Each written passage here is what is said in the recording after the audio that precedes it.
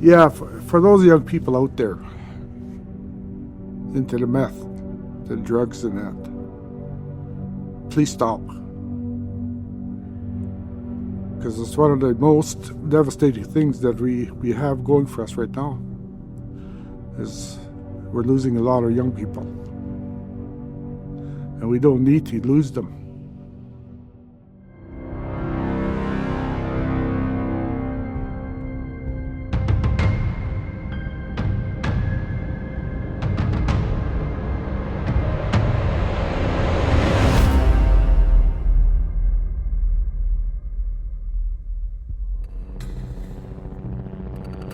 Sioux Valley is taking urgent action against the devastation caused by illegal drug activity. Homes once meant for families have been destroyed by the manufacturing of methamphetamine, leaving behind toxic environments and unsafe living conditions. But today, Sioux Valley is fighting back. A plan is in motion to restore safety, rebuild, and secure a brighter, drug-free future for Sioux Valley.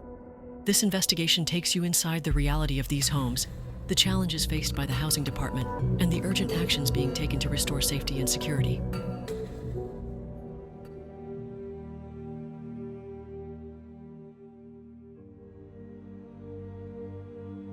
Hi, my name is Carol Johnson, and I'm one of the elected council members for Sioux Valley Dakota Nation. As a council member, I feel that by creating this video, we have an opportunity to show the community the challenges that we're facing in terms of housing. We have received many requests for housing as well as housing repairs. However, we do not have the resources to address all the needs within our community.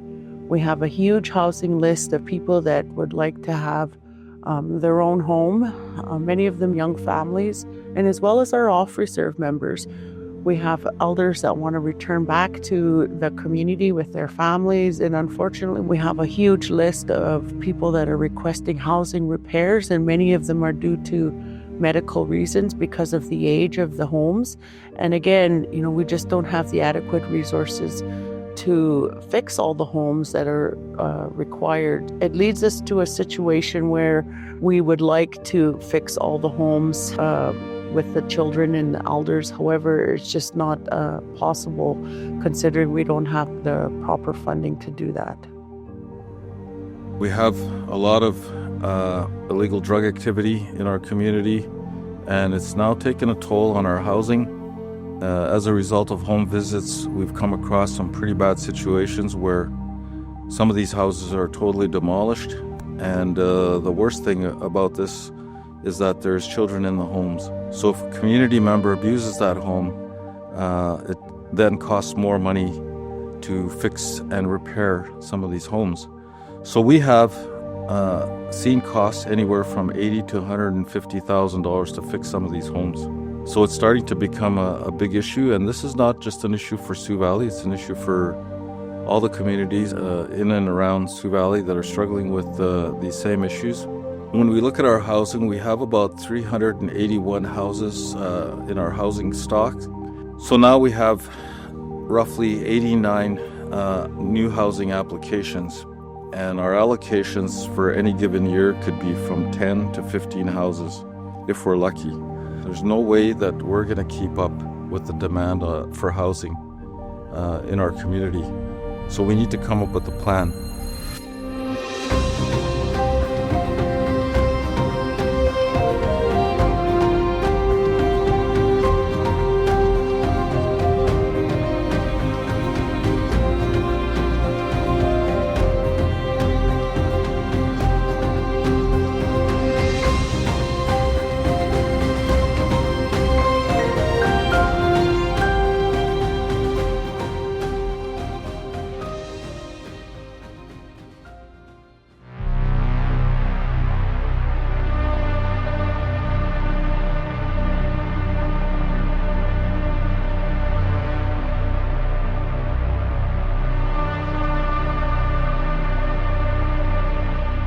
So usually when we go to a home to do an inspection or we're doing a wellness check, our biggest concern when we go into a home with any kind of criminal activity or drugs is looking out for children. When we do go in these homes, a lot of the times the homes are destroyed in disarray. Bugs, children are malnourished. When we do have smells, which smells like methamphetamines, we have to wear PPE when we enter a home. It's just a matter of safety for us and for the children of the home. We have seen brand new homes turned into absolute disgust, destroyed, bugs, everything. Like we see a lot, and it's heavy on our team. It's heavy on the people around us, and it takes a lot of resources to do this, and it's something that needs to change in Sioux Valley. Unfortunately, the ones that I see that are suffering that we don't hear from are our children and our elders. They're scared because, if they speak out that they may be retaliated against, they get threatened by their own family that are using drugs in their home, in their elders' home. Like the kids, they can't say nothing. They're little and they're exposed to those types of things. And unfortunately, over the years, the drug use has changed from when I was growing up. There was a bit of marijuana here and there, and that was it. But now we have all these other types of drugs that are in our community: meth, cocaine, heroin, and not only that, but pills too. And so it's really hard to see when you go into a home and you see they don't have no food, there's damages all over.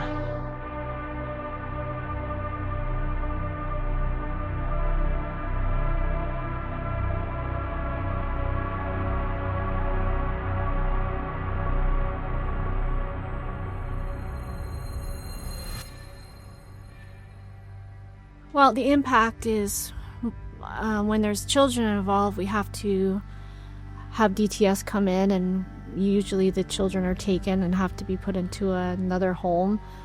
And that's a big problem. We don't want to separate anybody from their parents or their families. This is not something we choose. And it impacts the community because there's people here that need homes, and we have so many addiction issues. They need to be aware. Our team is not many. There's 9 of us, and we work night and day, 24/7. In the last maybe 5 years or so, which has been meth in some of the houses, and that's been challenging because we can't get meth testing done here in Manitoba. We have to send it out in the States to get it tested to see if it's positive or not. And it's a very risky business to send in your crews in there. Safety-wise is always a huge concern for everybody. We don't know exactly what you're walking into when you walk into one of those situations. The meth problem certainly has had a very negative impact on our housing. It has, cost us a substantial amount of money. Being in a self-government role system, it has an impact on us because we have limited amount of funds to deal with. The hardest part is the children in the homes. That is our biggest concern, and the safety of the children. The children don't have that choice. The children are stuck within a home, and so we're gearing towards the children. But as officers, debrief, we communicate, we talk, and the saddest part is that we take all these issues to home, and we live within the community, and we see this. And sometimes some of these homes are harder than others, but it's always about geared towards the children. I really feel sorry for our kids that have to live through this. Not only do they have to live through this after hours from school, but they also are impacted when they go to school the next day. And if we're going to be serious about the future for our children, we have to do something about the drugs, we have to do something about adequate housing, and we also have to make sure that our kids get a quality education, because the research has shown that education can break the cycle of violence and abuse in one generation if we can focus on that.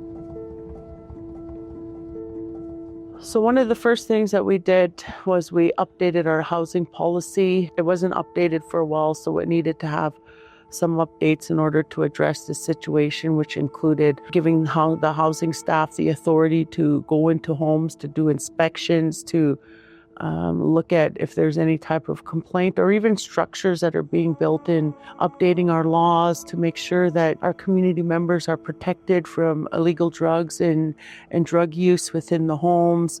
But as well, we have to take another step back, advocating. We have to advocate funding, and unfortunately, funding amounts are minimal. Being a self-governing community and part of the SGIGs, that they had allocated some additional funding dollars for housing, which really assisted, and we're thankful for that, because those funding dollars would not have been available if we were still under the Indian Act and under ISC. So, there is some benefits of being self-governing and just keep advocating for those funds. Well, this year we started a project with CMHC. It's called a half funding. And what we're doing this year is to do home inspections for every home in the community. And we are going to be putting it into a scoring system. And we'll be able to see what is needed in the community and try to address it as soon as possible with our housing committee. And we have a physiotherapist that we've been working with. It's going to be based on a score system, like I said, and it spits out the numbers and it will actually generate what needs to be addressed first. We have a lot of issues with our mold issues. And then there's a lot of folks out there that have been quiet that are living in great conditions. Like I said, that system will score it and we'll be able to generate what needs to be done in the homes.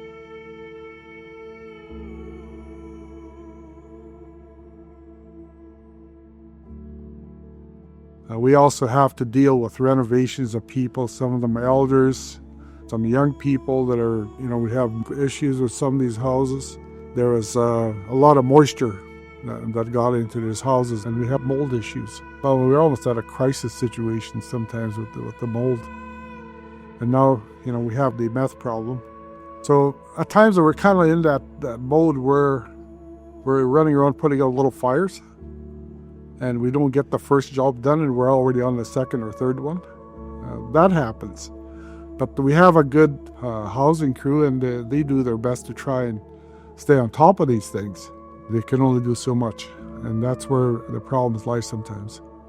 We do a lot of testing when we go in the homes, and that will show the level of methamphetamine or other opiate drugs or whatnot. We want everybody to have a good home. We want the kids to be safe, and they need to have stability in their lives. And, I'm hoping that with this video and this transparency from Chief and Council that we can unite as a community and be positive instead of it always being negative.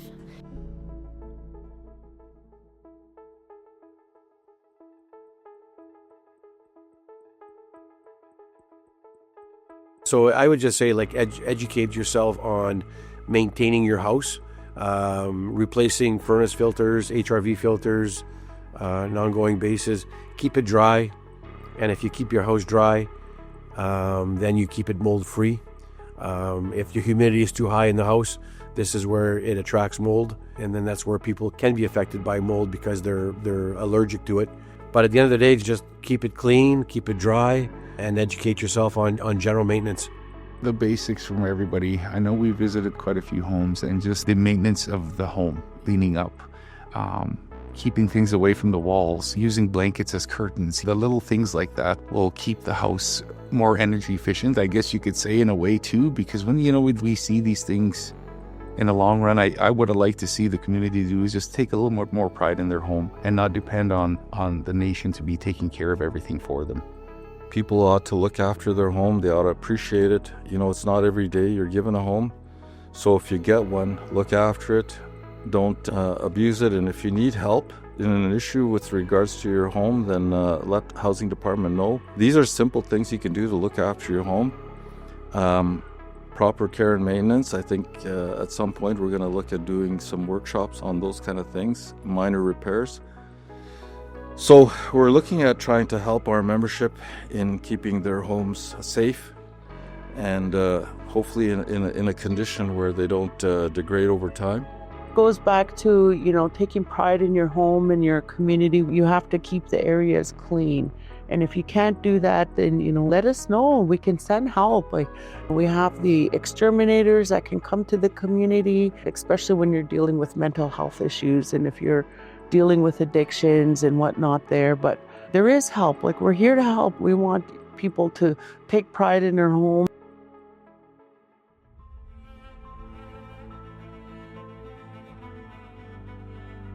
When you're coming to me and asking me for a house, you're basically asking me for $450,000. And so when you get a house, my hope is that you appreciate the house, that we don't spend any money on it, because going forward, we need to spend money on getting new housing for new families. So the demand is outpacing what we can actually do. It varies from anywhere from $90,000 to $140,000 a year just to keep our homes, right? To bring them back to code, bring them back to a good facelift, right? And as for new housing, it varies from $205,000 to $370,000 per home, per new unit, right? So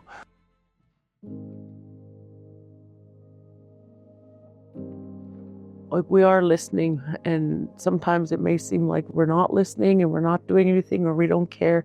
Well, we do. Like, we're working on these strategies, and for repairs and things like that, unfortunately, we have to put it on the list and prioritize. We'd have to work with the ones that are in immediate need, which means that the kids are getting sick in those homes, the elders are getting sick in those homes.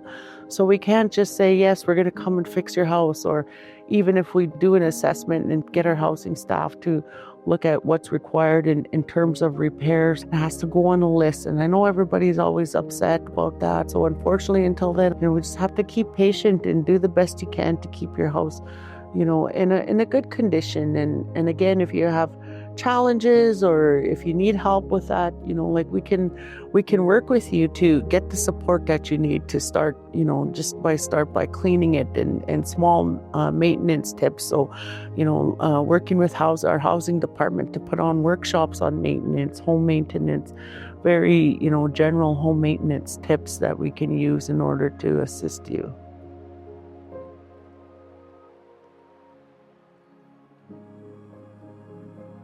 I think with a little bit of knowledge about what it costs to build a house, the work that goes into running a housing program in a First Nation, I think people would understand how difficult the situation is for all communities, not just communities on reserves.